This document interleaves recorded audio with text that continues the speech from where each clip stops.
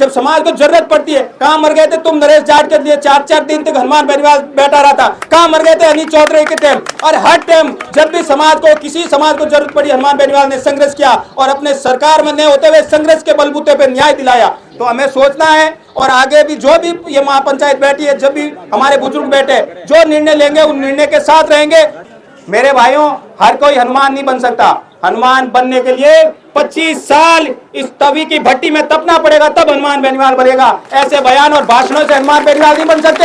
हनुमान बेनीवाल ने किसान कौम, 36 कौम के लिए संघर्ष किया और निरंतर संघर्ष उन्हें बढ़ा है। ये चुनाव संख्या हम गिनती में हार गए, कोई फर्क नहीं पड़ता चुनाव हारने जीतने से। हजार उस नेता के खिलाफ हर कोई पूछ या नेता बयान दे देता है, ये क्या तरीका हो गया। उनको जवाब देने का, ईंट का जवाब पत्थर से देने का मौका है और उनको यहाँ आके माफी मांगनी चाहिए कि हमसे भूल हुई है। जब तक माफी नहीं मांगेंगे तब तक ये समाज जो निर्णय लेगा उस समाज के निर्णय के साथ रहेंगे। तो अभिनंदन करता हूँ। आज इस महापंचायत की आखिर हमको जरूरत क्यों पड़ी है? कहीं न कहीं जो किसान समाज, जो जाट समाज, जिसके पीछे तमाम कौमें उनके पीछे चलती थी, आज उन्हीं समाज के बीच में ये जो नए नए नेता बनने के चक्कर में अगर किसी समाज के गणमान्य नेता को बदनाम करने की कोशिश करते हैं, ये हम कतई स्वीकार नहीं करेंगे। हम सबको सबसे पहले तो मैं मेरे सभी युवा साथियों से भी अनुरोध करता हूँ कि सोशल मीडिया पे बहुत ध्यान रखें। ये सोशल मीडिया का जमाना है, हमें किसी वहाँ पे अनगढ़ टिप्पणियां और किसी के विवादित बयान नहीं देने।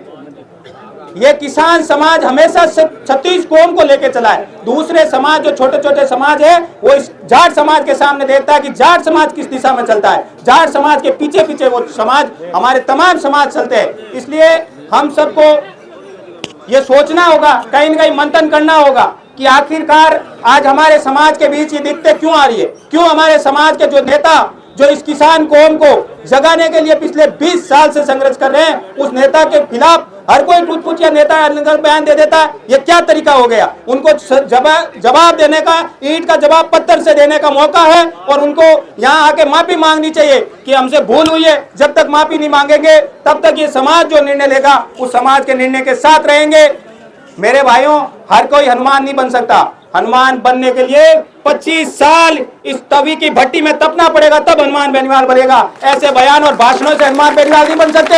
हनुमान बेनीवाल ने किसान कौम, 36 कौम के लिए संघर्ष किया और निरंतर संघर्ष उन्हें बढ़ा है। ये चुनाव संख्या हम गिनती में हार गए, कोई फर्क नहीं पड़ता चुनाव हारने जीतने से। हजारों चुनाव लड़े, हजारों जीते और हजारों हारे, ये हम गिनती में हारे हनुमान बेनीवाल। ये हनुमान बेनीवाल राजस्थान से कमजोर नहीं हुआ। ये कतई मत सोचना कि एक चुनाव हो गया और हनुमान बेनीवाल कमजोर हो गया, कतई नहीं। सिर्फ हमने संख्या में चुनाव हारा है, उसी मजबूती के साथ हम वापस चुनाव में आएंगे। चुनाव अपनी जगह है, विचारधारा अपनी जगह है, राजनीति अपनी जगह होती है, लेकिन आप एक समाज के गणमान्य व्यक्ति को आप इस तरह किस तरह सोशल मीडिया पे गाली दे रहे हो। सोचने वाली बात होती है कि हम जब समाज को जरूरत पड़ती है, कहाँ मर गए थे तुम नरेश जाट के लिए 4-4 दिन तक हनुमान बेनीवाल बैठा रहा था, कहाँ मर गए थे अनिल चौधरी के टाइम। और हर टाइम जब भी समाज को किसी समाज को जरूरत पड़ी हनुमान बेनीवाल ने संघर्ष किया और अपने सरकार में न होते हुए संघर्ष के बलबूते पे न्याय दिलाया। तो हमें सोचना है और आगे भी जो भी ये महापंचायत बैठी है, जब भी हमारे बुजुर्ग बैठे, जो निर्णय लेंगे उन निर्णय के साथ रहेंगे। और सभी युवा साथियों से अपील है कि शांति बनाए रखें। ये प्रशासन सिर्फ और सिर्फ आपको देख रहा है कि आप एक गलती करो, सिर्फ एक पत्थर फेंकने की ये सिर्फ वेट कर रहा है कि ये आया हुआ युवा, किसान युवा जो जोश है वो एक पत्थर फेंके और हम 10 पत्थर फेंके। तो ये कतई अपन को नहीं करना कि किसी को भी एक रेखा नहीं देना चाहिए। ये जाट समाज की महापंचायत है, यहाँ से संदेश जाना चाहिए कि जाट समाज एक नॉर्मल कौम नहीं है, मार्शल कौम है। और यहाँ से संदेश जाना चाहिए कि हम स्वाभिमानी लोग हैं, अपनी सभ्यता के साथ महापंचायत करते हैं। ये संदेश यहाँ से देना। बहुत बहुत धन्यवाद।